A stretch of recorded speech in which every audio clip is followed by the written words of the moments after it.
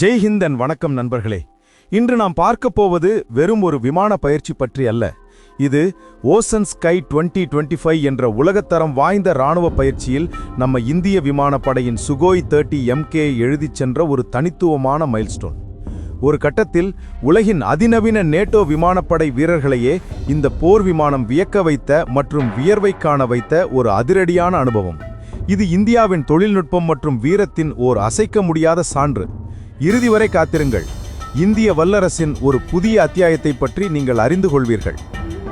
முதலில் இந்த ocean sky பயிற்சி ஏன் இவ்வளவு முக்கியம் என்று பார்ப்போம்.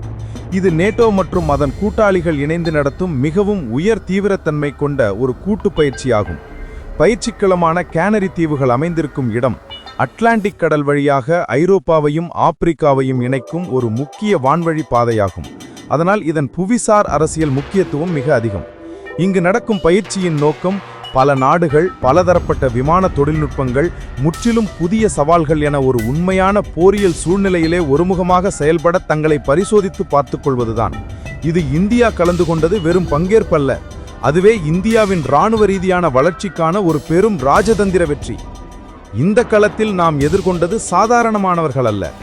உலகின் மிக நவீனமான போரில் அனுபவம் மிக்க நேட்டோ யுத்தவானர்கள் வந்திருந்தனர். அமெரிக்காவின் F-15, ஐரோப்பாவின் பிரம்மாண்டமான யூரோஃபைட்டர் டைஃபோன், FA-18, F-16 போன்ற அதிநவீன விமானங்கள் அணிவகுத்திருந்தன. இவை அனைத்தும் உலகத்தரத்தில் அனுபவமிக்க விமானிகளால் இயக்கப்படுபவை. இவர்களுக்கு இடையே நமது சுகோய் 30 MKIக்கு ஒரு இடத்தை பெற்றிருப்பது என்பது உலக அரங்கில் இந்திய விமானப்படையின் மீது வைக்கப்பட்ட ஒரு மிகப்பெரிய மரியாதை மற்றும் நம்பிக்கை. சவால் பெரியது, ஆனால் வெற்றியின் தாகம் அதைவிட பெரியது. Su-30 MKI, அதாவது சுகோய் Su-30 MKI, இந்த பெயரின் பின்னால் இந்தியாவின் உழைப்பும் இருக்கிறது. 2002இல் இந்திய விமானப்படையில் இணைக்கப்பட்டாலும் இது தொடர்ச்சியாக பல அப்டேட்டுகளை பெற்று இன்றும் கூட ஒரு நவீன போர் விமானமாக திகழ்கிறது. இது ரஷ்யன் வடிவமைப்பை அடிப்படையாக கொண்ட இருந்தாலும் இதன் அநேக பாகங்கள், ரேடார், ஆயுத சிஸ்டம்கள் ஆகியவை HALஇன் உள்ளூர் உற்பத்தி மற்றும் இந்திய விமானப்படையின் தேவைகளுக்கு ஏற்ப சிறப்பாக முன்னோக்கி பதிப்பாக மேம்படுத்தப்பட்டுள்ளன. ஆம், இது ஒரு உண்மையான மேக் இன் இந்தியா வெற்றி கதையின் முக்கியமான அத்தியாயமாகும். போரில் நம் சுகோயின் பலம் எது? முதலாவது மற்றும் நிலைத்த பலம் அதன் அசாத்தியமான வளைவுத்திறன். Su-30 MKIயில் உள்ள த்ரஸ்ட் வெக்டரிங் தொழில்நுட்பம் பைலட்டை பறக்கும் திசைக்கு சற்றும் சம்பந்தமில்லாமல் விமானத்தின் என்ஜின் உந்து விசையும் திசையை மாற்ற அனுமதிக்கிறது. இதன் மூலம் நடுநிலை சண்டைகளில் எதிரியை மிக எளிதில் குழப்பி அதிரடியான, கணிப்புக்கு அப்பாற்பட்ட நகர்வுகளை செய்ய முடியும். கோப்ரா போன்ற மாபெரும் மெனுவர்கள் இதன் மூலம்தான் சாத்தியமாகின்றன. அமெரிக்காவின் F-15 போன்ற சில விமானங்கள் 2D த்ரஸ்ட் வெக்டரின் திறன் கொண்டிருந்தாலும் Su-30 MKIயில் கிடைக்கும் முழுமையான 3D த்ரஸ்ட் வெக்டரிங் என்பது டாக் ஃபைட்டில் நமக்கு கிடைத்த ஒரு மிக முக்கிய அதிரடி வாய்ப்பு. இரண்டாவது பலம் அதன் ஆயுத கிடங்கு மற்றும் ரேடார் சிஸ்டம்கள். இந்த விமானம் பல இலக்குகளை ஒரே நேரத்தில் கண்டறியும் அதிநவீன ரேடார் சிஸ்டத்துடன் செயல்படுகிறது.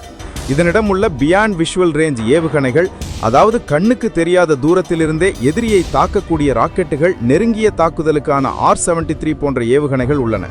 மேலும் இதைத்தான் நாம் அழுத்தமாக கவனிக்க வேண்டும்: பிரம்மோஸ் வகை சூப்பர்சோனிக் க்ரூஸ் ஏவுகணையை சுமந்து செல்லக்கூடிய திறன். இந்த ஒப்பிட முடியாத பன்முகத்தன்மை Su-30 MKIயை வெறுமனே ஒரு போர் விமானம் அல்ல, ஒரு பறக்கும் ஆயுத கிடங்காக மாற்றுகிறது. மூன்றாவது பலம் அதன் விரிவான ரேஞ்ச். இந்த விமானத்தில் உள்ள பெரும் எரிபொருள் கொள்ளளவு மற்றும் இன்னர் ரீஃபியூலிங், அதாவது பறக்கும் போதே எரிபொருள் நிரப்பும் திறன் ஆகியவற்றின் மூலம் சுமார் 3000 கிலோமீட்டர் அல்லது அதற்கு மேலான சிறப்பான பயண எல்லையை இது கையாளுகிறது. இதனால் விமான ஆதிக்க போர், தாக்குதல், எதிரி ரேடார் அழிப்பு என பல வேடங்களில் நீண்ட தூரம் பறந்து செல்லக்கூடிய ஒரு பன்முக திறனை இது அளிக்கிறது. இதுவே ஓசன் ஸ்கை போன்ற இந்த சர்வதேச பயிற்சிகளில் இந்தியா பங்கேற்க முக்கிய காரணம்.